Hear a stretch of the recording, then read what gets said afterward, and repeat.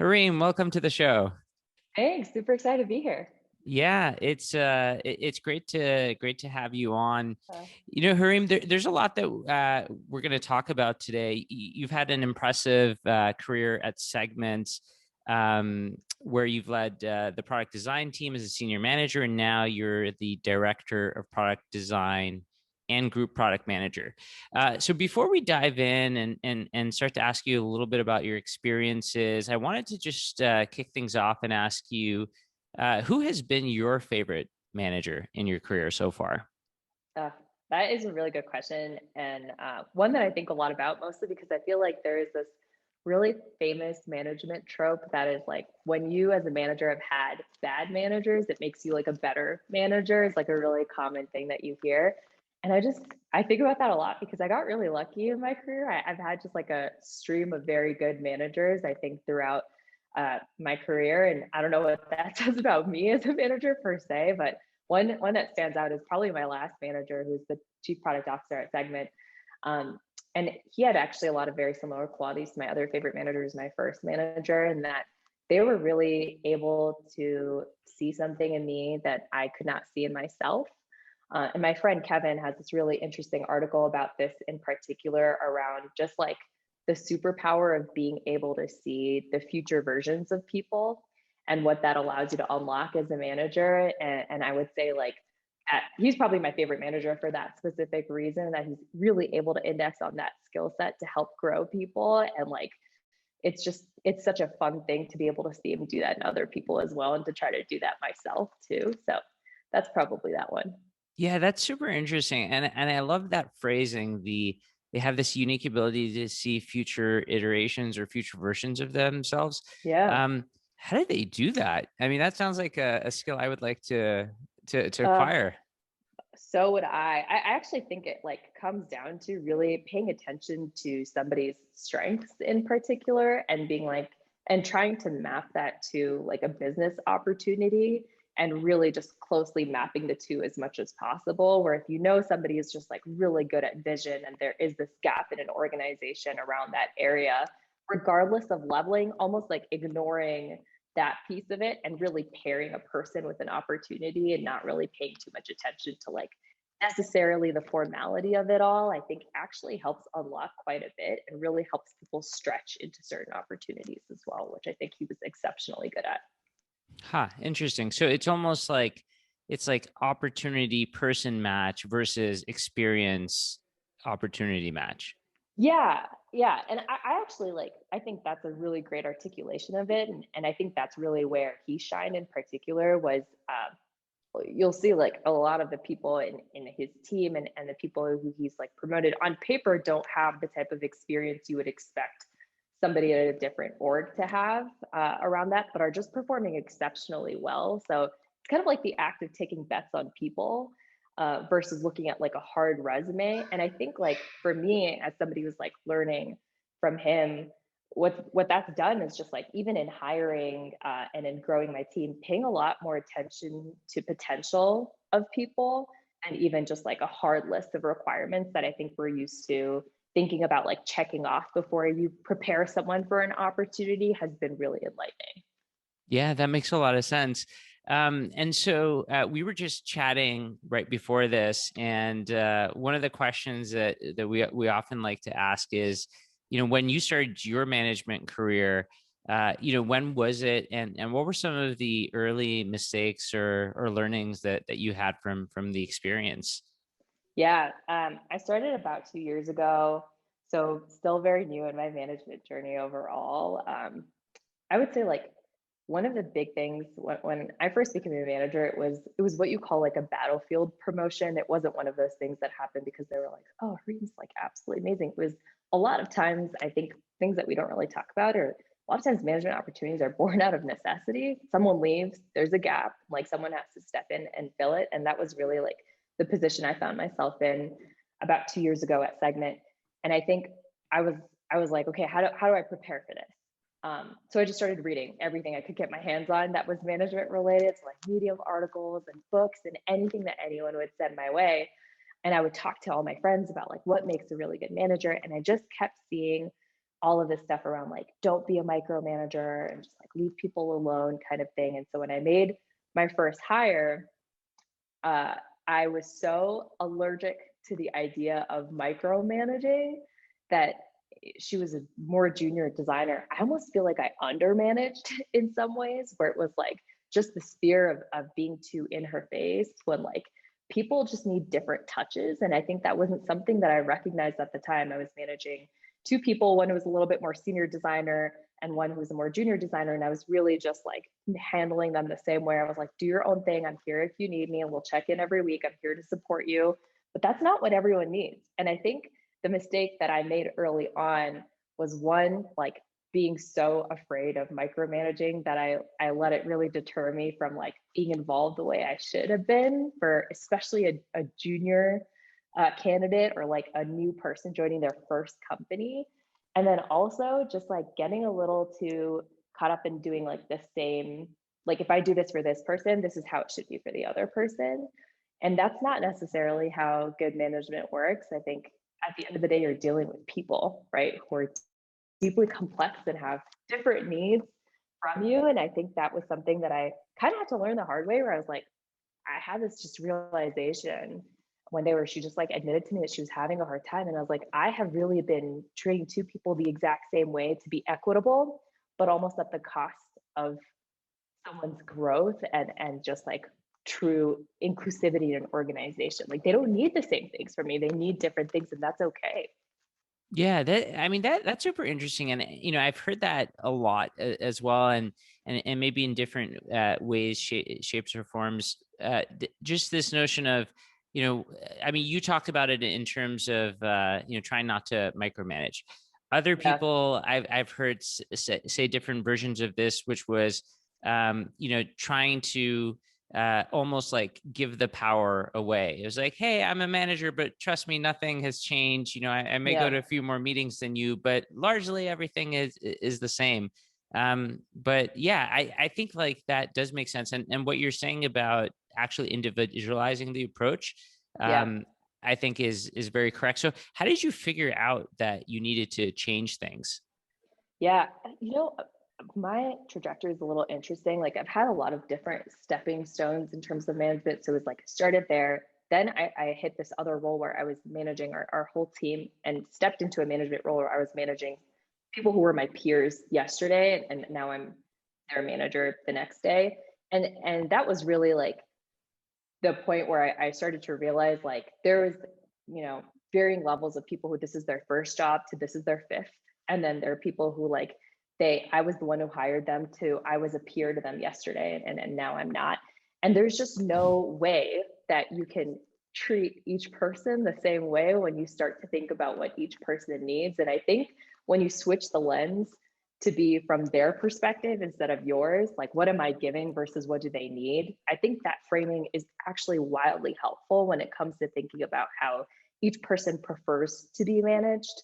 Like right now with all my direct reports, like each of them, each one-on-one is completely different. Some people come with like a doc and like a list of questions and like the way that they want to, structure that conversation. Some of them prefer it to be a really casual check-in. Some of them like they expect me to bring things. Sometimes I expect them to bring things. And I think just like letting it really just be a space for them to access like what they need, instead of me focusing on like, here, I'm giving you all like the same piece of this pie, even though some people are not hungry or some people don't like pie. And I think there's just like a framing there that's really important too. Yeah, and I really like the phrase that you use, which is just to try and see it from their lens, Yeah. as opposed to from yours, and like figuring out like how you can help each person. Yeah, depending on what it is Yeah. that they require to be most effective. Yeah. Yeah. Yeah. Totally agree. So there's this other concept that we've also talked about, or you've also talked about in the past in your writing, which is that management is not a career upgrade. Do you still Yeah. believe that? Yeah. And I don't know if our industry is entirely caught up to that in tech, for what it's worth. Like, I still think there's a lot of work to do to really solidify a compelling IC leadership path in general.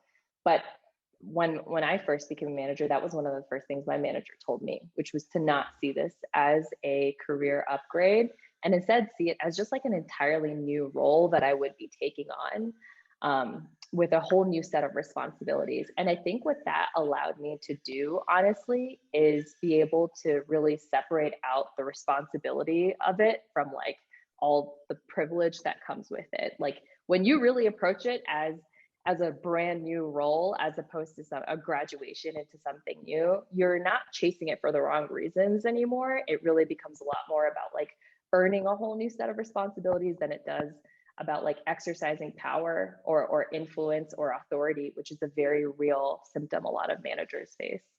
Yeah, I definitely would agree, and I like that once you take that framing, you're not pursuing, like, you're pursuing it for different reasons, and I think like that's one of Yeah, the keys. exactly.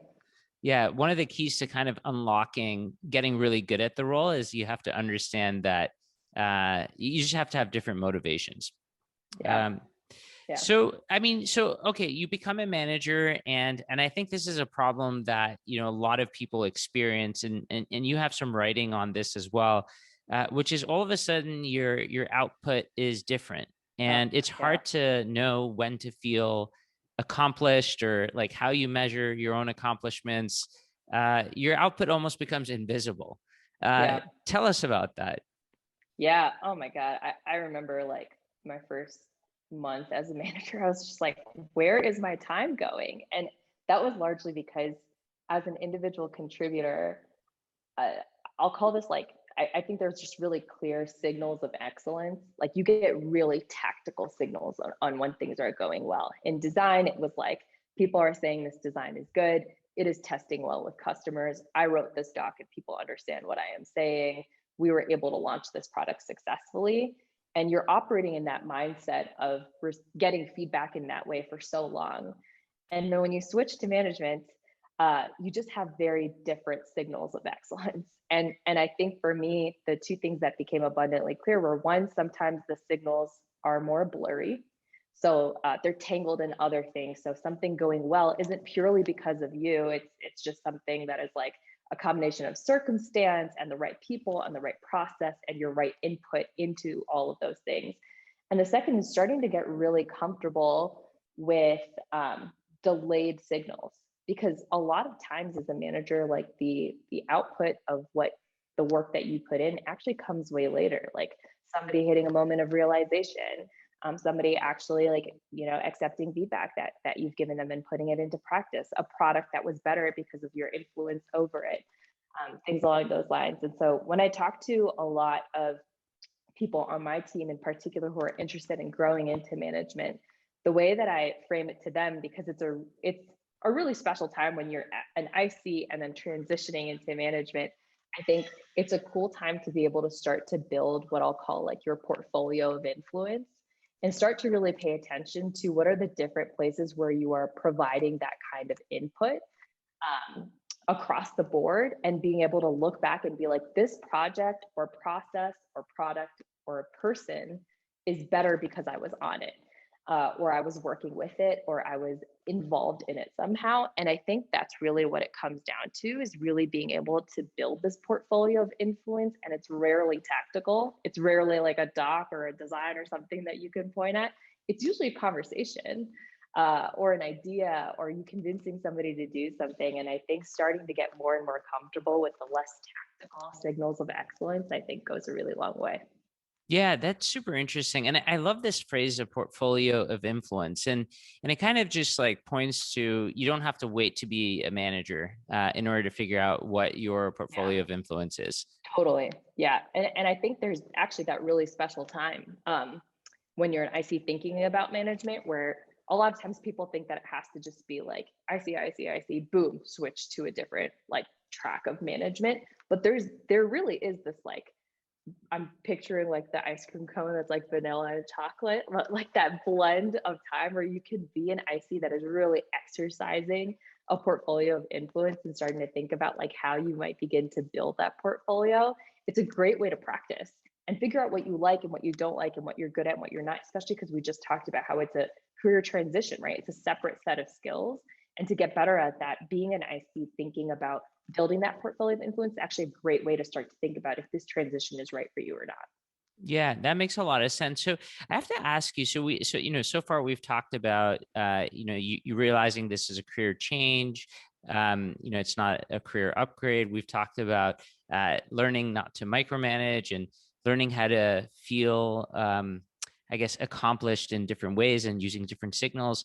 What is the timeline of you realizing all these things and figuring out how to navigate it? Was it, in the first month, or how did that work?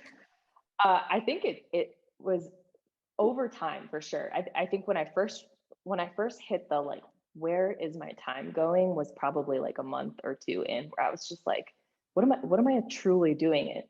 Like, what the heck am I doing? And I remember I would talk to my manager and be like, I just don't feel like I'm actually doing work, because I can't point at things that I can point at and be like, I am working on this. And I remember the advice he gave me was, he was like, hey, pull up your calendar. And I pulled up my calendar and we looked at it. And he was like, this is your work. Like, and it was a moment of realization for me where I was like, okay, so my tactical output as a manager is really like these meetings that I have that feel like, as an IC, your meetings are just like ways to unblock the tactical work that you're doing.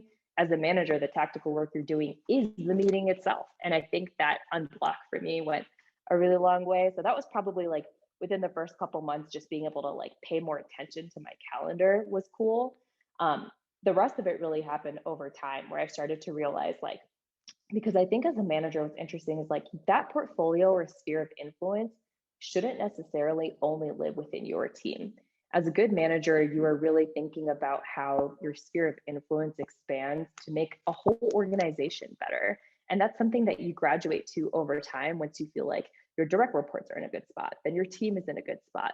Then how's the product doing, or how's the organization doing? And how are you just making it a better place to work wherever you are, just by virtue of you being there, and just like slowly expanding that sphere of influence so that you become just like a key leader in whatever org that you're in as well. Yeah, so I think that, I mean, there's so many interesting things to unpack there. One of the questions I guess I have is, I mean, you just indicated, a lot of different ways that you can have influence and have impact. And then like gradually, I like the expression of just like increasing your sphere of influence in that way. How do you not get caught up in the, like your day to day and your Yeah. calendar and your projects, and like how do you remember to make time for all those different, I guess, important questions, or topics that you think you should basically, I guess, impact as a leader? Yeah, I really like to think about it as close to like a Maslow's hierarchy of needs perspective, where it's like you don't want to start by thinking about the org if your team is broken. Like you really just want to start from like top down, like just looking at where exactly your team is at, and how your people are doing. And I think even they're starting out with really foundational questions like, are people safe? Are they burned out? Are they like able to successfully meet the business objectives that they set out to meet? When you get to that point, then you can start to ask yourself, like, are they happy? Are they enjoying the work that they are doing? And how can I make it more enjoyable and more collaborative and more fun for them to be able to spend that time there? And I think like starting to anchor your questions that you're asking yourself in terms of what to focus on, from like, what does my team need first? And then what does my team want? And then what would help us be even more successful in this org, almost as a tertiary question, I think is a good way to look at it, mostly because if you approach it the other way around, you're really just ignoring the very real needs of a team that might actually just not need you to expand that sphere of influence right now, right? Like there's more important things to focus on maybe, but it's kind of why I talk about it in terms of like you're graduating to those different levels of influence and thinking in an organization that will help further unblock your team, but that only really works if your team is fundamentally healthy and doing well to begin with. Yeah, I mean, that's very well put, and I love the, I guess, analogy to uh, the hierarchy of needs and Maslow there. I think that's awesome. So amongst the other things that managers do, obviously hiring is an important one. Yeah. And you use this phrase of authenticity goes a long way when it comes to hiring. I'd love for you to explain, how does authenticity fit into hiring? Yeah, like when I first became a hiring manager, I didn't know how to approach like the hiring manager call. And I think I had this sense of like what a hiring manager is supposed to look like instead of what they actually look like, which was me at the time. And instead, I was so focused on like what they were supposed to look like that I had this like set of questions. And even when it didn't feel natural or right, I was just like going through this checklist of like, okay, do they have this? Check. Do they have this? Check. Am I asking or answering this question? Check. And then moving on. And what I found was like, I just was not one, I was constantly biting my tongue because I wanted to like make a joke or ask about their dog barking in the background or anything that just felt more like human. And I wasn't doing those things. And I really had this unlock with my recruiting partner at the time, who she was excellent. And she really like, she shadowed me on a call and she was like, Kareem, like, this doesn't even sound like you, dude. Like, try to have the next conversation acting like you're not having a hiring manager call at all. And what I found is that was just like 100x unlock in terms of what it was able to do for my team, which doubled in size like over the next 6 months as soon as I hit that unlock, honestly. And that was largely because people join companies to work with people, right? Just as much as they do to join products. And so when I'm able to just like truly connect with somebody on a human level, and that's why I see it as more of an art than a science, right? Where it's not really about that checklist anymore. It's about like, how are you doing? You told me you were moving. Like, did you end up closing that house? Or like, how's your mom? You said you were visiting her, kind of thing, which is just like including all the humanness to it all and being really vulnerable as well, where I kind of thought that you should have this really buttoned up approach to when even someone is asking you, like, what's top of mind for you right now? Or what are you struggling with? And I think over time, I've just gotten more and more open with that. And what I found is like, that kind of stuff actually really excites people about joining a company. Like they want to join to solve those kinds of problems. They want to be a part of a culture where you don't act like everything is okay if some things are not okay, and you're bringing people along for that whole ride. And I think like since then, there's just been like, you know, I remember there's a candidate who was like a tough close who I'm so glad he joined Segment, but I wrote him this like long email convincing this day, and I was like, here, I'll send you my favorite TikToks, I'll send you my favorite recipes, like whatever it takes, like to have you like join. And I look back at that email and I was like, I would not have sent that email like a year and a half ago when I kicked off being a hiring manager, mostly because I didn't think you were allowed to talk like yourself, like in these conversations. And I've just found that it's gone such a long way being able to just be your whole self and encourage your team to do the same too. You bring up such a good point because at the end of the day, right? It is the work that people are interested in, but also it's the person, because literally you are the hiring manager and you're saying, Yeah. let's team up. So you and I will be on the same team and we're going to work together all the Yeah. time. You're going to Yeah. spend a lot of time with me. And so, yeah, I totally understand and Yeah. see why you would say authenticity is such a big deal. My favorite hiring story is one where we hired a design manager last year who he had no intention of leaving the company that he was in at all. And I was like, just get on a phone call with me and like, let me just talk to you about like segments just a little bit. And I remember I sold so hard and I was like, this is why we believe in you and all of this stuff, to the point where he was like, okay, I'll think about it. And then the next day emailed me, he was like, hey, I had a dream that I quit my job and like joined Segment. And like, it was just like this hilarious inception process where his roommate was in Segment.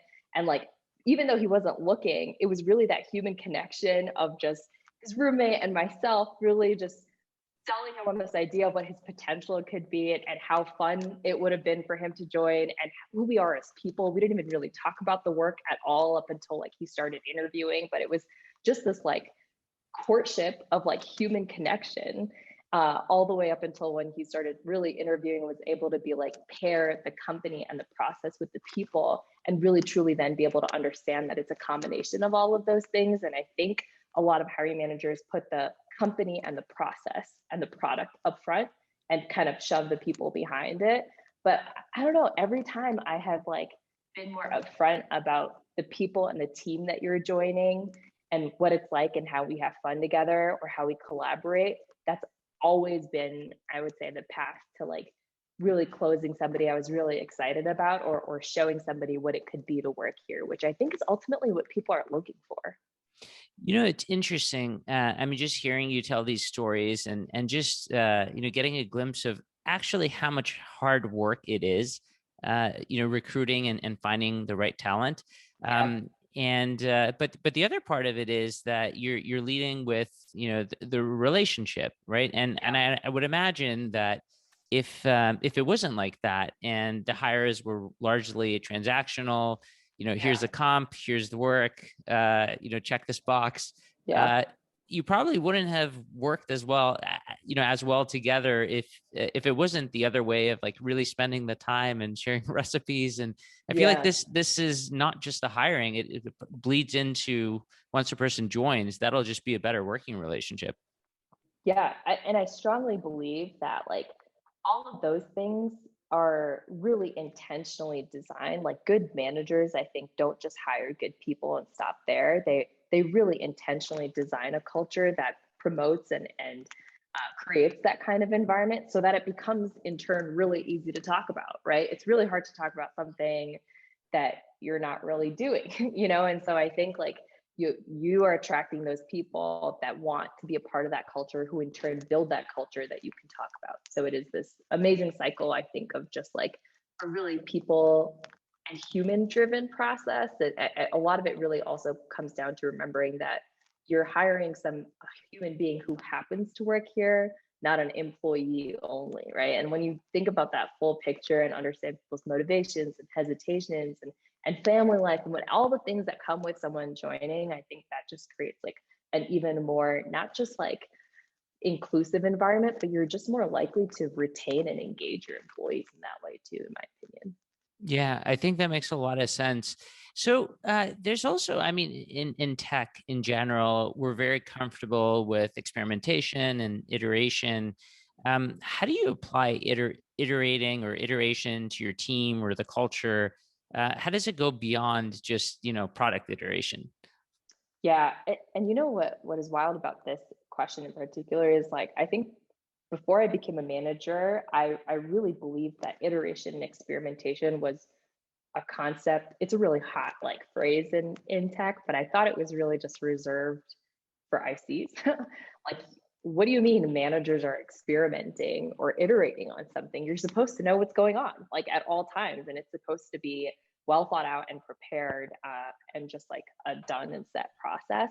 And I think the second I started to let go of that notion a little bit, and honestly, a lot of it really hit in COVID, when this team that was used to collaborating in person all the time, and it was a team that would like get lunch together as well as collaborate together. All of a sudden, we all went remote at the same time. And it was like a forced iteration of a lot of our meetings and how we collaborate and communicate and work with each other. And I think the second I got more comfortable doing two things: one, changing things, whether that was like a meeting or a process, or the way that we thought about doing something.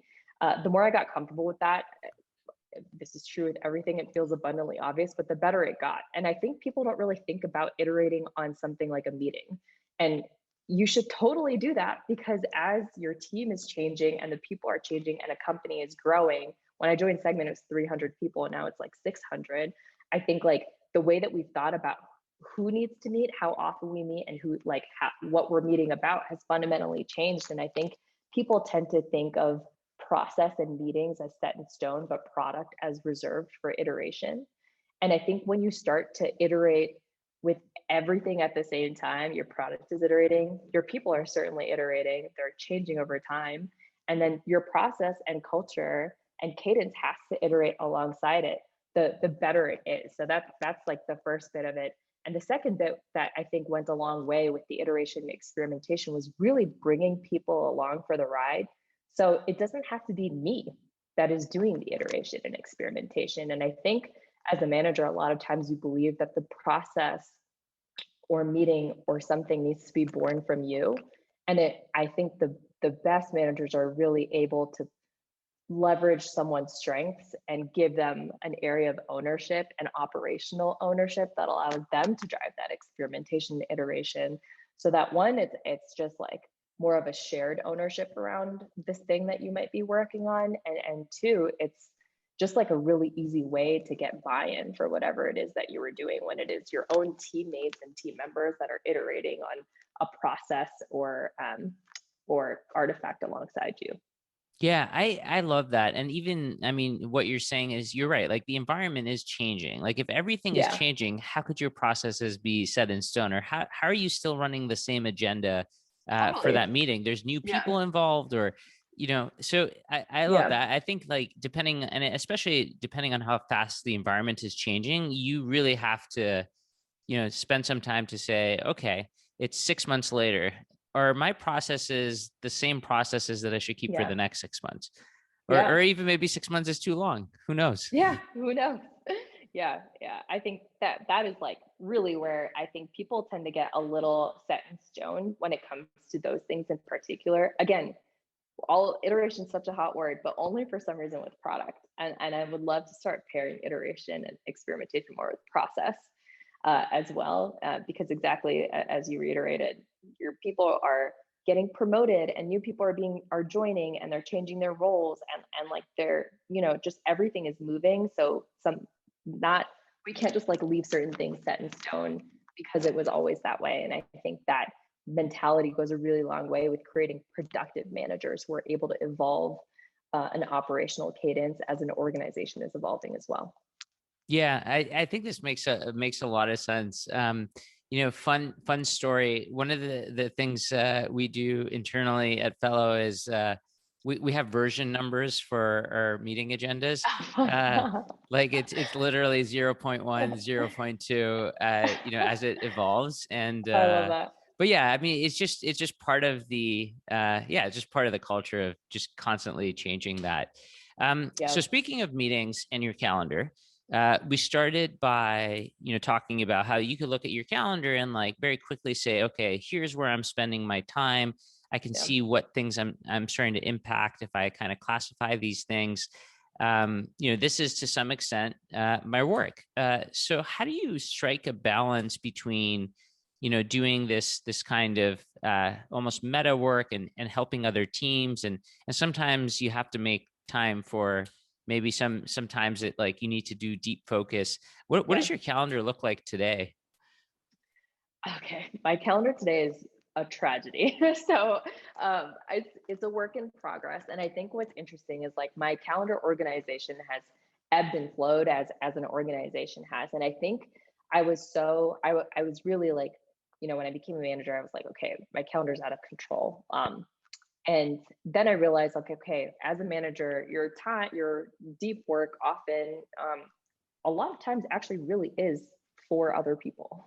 And, like the meetings that you have with other people, the things that you're unlocking in those alignment conversations, and bringing the idea up, or different ideas up at the right time is really your version of like tactical work, as I mentioned before. That being said, I think like management is like a well that you need to replenish. And I think a lot of times managers are a lot more focused on what they are giving than the way that they're replenishing that well. And I think that well only really gets replenished when you do have that time to focus and like reflect on how things are going and ask yourself the questions like we were just talking about, which is like, is this meeting serving me anymore? Or how is this process going? Or how are my people doing? So one thing that I like to do is, well, we have no meeting Fridays now, which is really nice. Those tend to get filled up, but I will put just like be really prescriptive about like do not schedule blocks, which I know is like a very common thing that a lot of people do. When those don't work, I do out of office blocks. I'm just like, you cannot contact me during this period of time. I am not here. I am all offline on Slack. And by that, I really just mean I'm just putting my heads down and focusing or really thinking about a problem, and I'm replenishing this well so that I'm able to really like give more of myself in a way that is both meaningful and productive that you really can't do if you're not recharging. And I think that's a lot of this is actually something David and I talk about as well, which is like who is coaching the managers. There needs to be some level of like additional just like support that you are giving yourself and like recharging that you're giving yourself in order to be able to do that. But I will say, like a lot of the unlock for me with my calendar in my transition from IC to management was really being like, you hit a certain point where your manager or your calendar really just becomes for other people instead of for you. And so really just being prescriptive about those blocks of time that you might have, and really strict about it, I think is like probably really common advice, but truly like the only way I think to actually hold on to that. Yeah, I haven't heard it explained that way, but it makes so much sense. It's a lot of your time as a manager is like you said, giving, and if you Yeah. don't replenish that, I mean, at some There's nothing to point, give. yeah, Yeah. there's nothing to give. I love that. It's so true. You do have to replenish that energy. I wanted to. I mean, you mentioned David Hong, Yeah. who was also guest on the Supermanagers podcast, another design leader. I when we were chatting earlier, you mentioned in passing that you had a manager group chat Yeah. where you just talk things manage. Tell me about that. Oh my God, it's so fun. It's actually a Twitter DM group. We call it DM in the DM, which is like design managers in the DMs, like Twitter DMs. I think honestly for me, first it just started as like, yeah, I just wanted to like send like an article or two to a couple of people and be able to talk about it. And now it's like just this really great like support group of sorts where I'm like, do you ever feel this way? And like four people respond to like, oh my God, I do feel that way. Or like right now, a couple of people are thinking about interviewing for manager roles elsewhere. And I think what's wild and something that we don't talk about enough is there's not a lot of transparency in how to go about actually interviewing for and what the interview process looks like for manager roles. A lot of that content is really focused around an IC, but how do you present that portfolio of influence that you've had at a company for 2 to 3 years to a new company where that context doesn't really live, you know? And so I think a lot of what we're like talking about these days is like thinking about that in terms of just like, okay, like how can we brainstorm and help each other? Some of us have interviewed managers before, some of us are hiring managers, some of us are like have just been through that process, and so we can help collaborate on those things. I think what it comes down to though, for me, the nicest part is like a lot of times what people don't talk about is in some ways management can be a lonely role, right? You have a team that is likely friends and pretty close and able to connect in a way that even after your best efforts you're just not able to open up at the same level, just given what you might be protecting them from or what you might be thinking about or worried about is not really something that you might want to share. And so I think having that group, and for me David has certainly been a part of that group of people where you can be like, hey, does this feel right? Like how would you have handled this situation? And for me, I have like a group of women at work too that I am able to just like bounce things off of in that way as well. But it really helps replenish that well that we were talking about, where it's like that replenishment I think comes from both alone time in terms of really being able to think about what you and your team needs, and then also just like being able to talk to people who get it, who are able to understand why like a conversation might have been tough for you, or why this day is a little bit harder than other days in a way that's a little bit more difficult to articulate to somebody else. Yeah, no, this is great. We often talk about, mentors and coaches and, who's going Yeah. to coach the managers, like you Yeah. said. But it's really interesting. I mean, subtly there, you also gave, everyone a playbook, right? Yeah. It could be very easy. It could be a Twitter DM group, and it can start with, very innocently sharing some articles Yeah. and it can snowball from there. So Yeah. I think that's actually really good tactical advice. Everybody who wants to get better at management, that's a thing that they should do. Yeah, strongly agree. And I think it just comes down to starting with one. I hadn't met any of the other people in person in that group. And besides David, who I knew again because we taught together. And I think when you think about that, that should just tell you where it's like you can create these kinds of like online friendships and connections with people who you just like respect or know of, and start to build bridges that way. But you don't have to be alone in it. And I think that realization is just really nice. Yeah, no, Yeah. I agree. So, Hareem, this has been super awesome. So many insights, so many lessons. One of the questions that we ask everybody on the show is for all the managers and leaders looking to improve at their craft, what tips, tricks, resources, or just words of wisdom would you leave them with? Ooh, I would say maybe two things. Probably the word of wisdom or the phrase of wisdom I'll leave them with is really where we started, which is I think the big unlock for me again has been learning from my manager on being able to see the future versions of people. So really start indexing as much as possible on the potential of people and building on their strengths and the things that you notice that they spike in or the things that make their eyes light up, and leveraging those strengths to be able to do a lot of the things that we were talking about here, whether that's iterating on an operational cadence or helping build a stronger team culture. So I think that's like one parting piece of it, advice or wisdom. And the next thing that I'll say is, I also talked about when I started managing and how I was like I was reading The Making of a Manager. I was reading like everything I could get my hands on that was like traditional management text related. And then last year I watched, or maybe it was this year, I don't know what time is anymore, The Last Dance, which is that Michael Jordan docu-series. And I was like, this is like the best case study in management I've ever seen in terms of like, if you watch it and you're able to just like start to see the way like coaches think about players, like there's so many analogies for management out in the wild that I think we don't really think about as managers because it's not the Medium article that's telling you 5 things you need to do to be a better manager and wake up at 5 a.m. to start your day or whatever the latest one is telling you about.